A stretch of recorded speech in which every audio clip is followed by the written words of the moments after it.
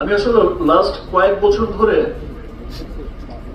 নিজেকেই নিজে ভাঙতে চাই, চেষ্টা করে যাই যে আমার একটা সিনেমা যেন একটা সিনেমা চাইতে যেন আরেকটা সিনেমা ভিন্ন রকম হয়, কোন সিনেমার সাথে যেন কোন সিনেমার মিল খুঁজে না পাওয়া যায়।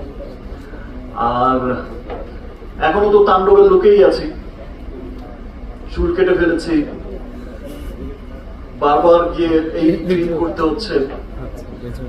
তো আমার বিশ্বাস সবকিছু মিলে তাণ্ডব একটা স্ট্রং গল্পের ছবি, তাণ্ডব একটা ওয়েল মেকিং এর ছবি, তাণ্ডব অনেক গুণী অভিনেতার অভিনয় সমৃদ্ধ ছবি।